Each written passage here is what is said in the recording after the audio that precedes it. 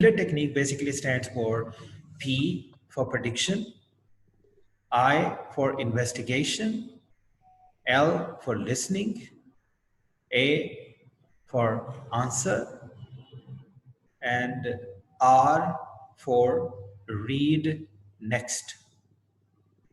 R for read next. Okay, so these are actually 5 steps in IELTS listening. The very first step that we always take is prediction. P stands for prediction. We normally speculate. Before we're going to do any question in IELTS, the very first thing we do is to go to the questions, and when we are in the questions, we are circling the keywords. Okay, we always circle the keywords. By circling the keywords, we have an idea what the whole listening situation or the listening conversation is about. So that's actually the main purpose why we normally underline the keywords or we circle the keywords. So circling is more important than underlining the keywords. After we have circled all the keywords, we start thinking in our mind. We think in our mind. We try to speculate what type of information, what type of answer will be used to answer these questions. Okay. For example, if the keyword is when, for example, so we know we are supposed to supply a time phrase or maybe a time element. Well, if they say where, for example, we know that we should be looking for some place. If the question starts with, for example, let's say how often, it means that we are supposed to supply frequency word, any frequency word like once, twice, thrice, every day, or once a month, or once a week, something. So the point is you must always have a keyword in your mind. The keyword comes from the question. So whenever you see a keyword in the question, you circle the keywords. By circling the keywords, you are definitely sure and definitely ready to give the answer. So this is actually step number 1. Step number 2 is I. I means investigate, okay, or inspection, for example. We inspect. So where do we normally inspect? We normally inspect in the question. Okay, for example, if we are supposed to fill in the blank, and for example, in the fill in the blank, there is like he, and then fill in the blank, and then, for example, there is the next word, full phrase, like he, his teeth every day. He, fill in the blank, his teeth every day. Now, obviously, the word that we are supposed to fill in the gap, we can investigate, we can think in our mind. We can say, for example, whether we should be using a noun over here, whether we should be using a verb over here, whether we should be using an adjective over here. Okay, so this is what we call investigating. This is what we can call inspecting. Okay, but when we are going to fill in the word, simply choosing a verb or a noun is never enough. So we are supposed to go a little bit deeper. We are supposed to look at we look at the question from another angle too. So there are 2 more angles to look at. The first angle is called semantic angle. The second is called grammatical element. Okay, semantic means that the word you're going to fill in the blank, it must make sense. Semantically, it must be semantically correct. It must make sense. The second is that the word should be grammatically accurate. Okay, I mean, for example, if I say I brushes my teeth every day, so it's grammatically wrong, but semantically correct. People can understand what I mean. Okay, it's grammatically, obviously it's a wrong sentence. I brushes my teeth. So I brush my teeth is grammatically correct. So the word we are filling in the blank must be grammatically correct. So the first thing is semantically it must be correct. The second thing is it must be grammatically correct. And then the fourth thing is it should be factually correct. So what does factually mean? It means that the word must come from the recording. It must not come from your own mind. It must come from the recording. If it does not come from the recording, then the word may be, for example, semantically correct. The word may be grammatically correct, but the word will be factually incorrect, so your answer will be incorrect. For example, if I say I brushes my teeth, it's grammatically incorrect, but semantically correct. If I say I brush my teeth, it's semantically correct, it's grammatically correct, but for example, if the word brush was not spoken by the speaker in the recording, then this is again wrong. And this is factually wrong. So how can we make it factually correct? For example, the speaker speaks the word clean, not brush. If the speaker speaks the word clean and not brush, it means brush is not the right answer. Although brush and cleaning can be synonymous, okay, but because it's factually incorrect, so we are not going to use the word brush, we are supposed to use the word clean. So this is how we are supposed to be investigating. Now, that was the second step. Now, the third step is to listen. IELTS listening requires lots of practice, lots of focus.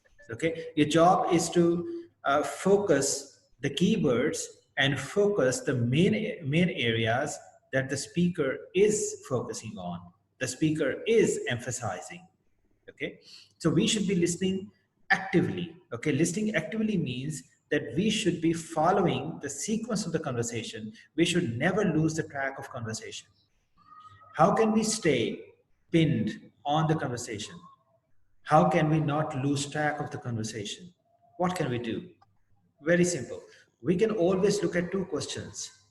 When we are listening, we should be looking at two questions. Okay?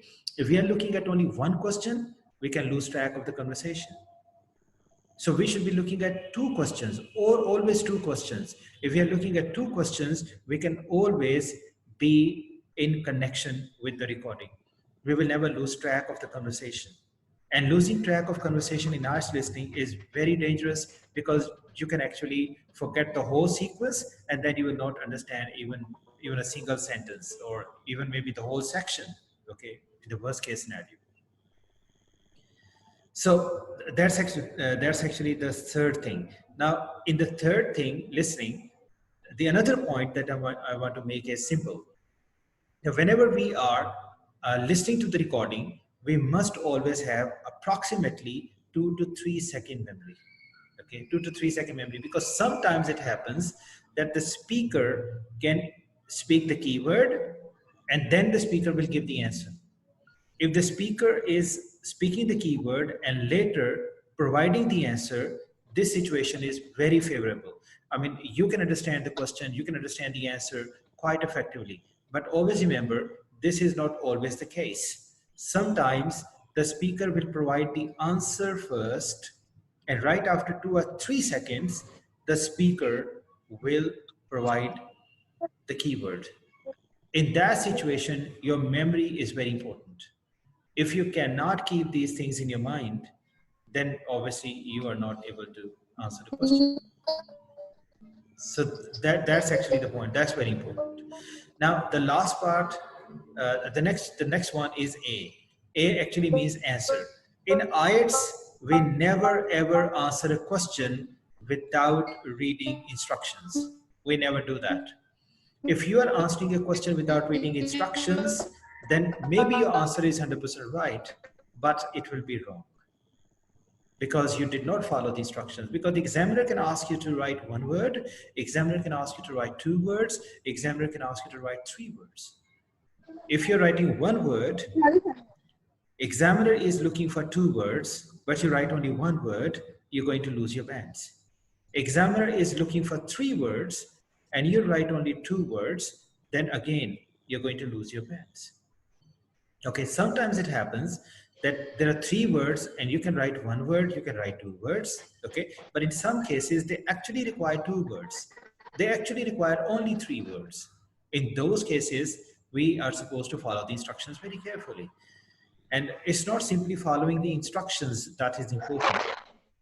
Sometimes there are other factors too. Let's say, further instructional problem is like, they can ask you to write yes, they can ask you to write true. If they are asking you to write yes, and you are writing the word true, obviously you are 100% right. But technically you are wrong, because you are not following the instructions. Okay, being yes or being true can be synonymous. Okay, they can be approximately the same, and they actually mean the same thing, something positive. But because you are not following the instructions, you're going to lose your bands. Okay, so the last one is to answer the questions. Okay, so we answer the questions. We never answer the question without reading instructions. We answer the questions, and what happens next? We are supposed to read the next questions. Let's say if the examiner says question number 1, for example, question number 2, and question number 10, for example. So after question number 10, the examiner says, review all your answers. Look at all your answers. Go back and look at all your answers. But you never do this, and you should never do this. You should never go back and check your answers. You should always go ahead. Okay, go to the next section and then try to read all the questions before the examiner asks you to read the questions. Okay, because in this way you can read the questions 2 times, and if you read the questions once, okay, you have some understanding. You read the questions twice, you have double understanding. You read the question thrice, you have triple understanding, and you are in a much better position to answer the questions. Okay, so guys, do you have any questions so far? So you can turn on your mics one by one and you can start asking me any questions that you might have. Ikra, you can start first. No, sir, clear for now. Okay, very good. Hamna, any questions? Saliha, any questions? Very good. Fiza, Faisal. Faisal, do you have any questions so far?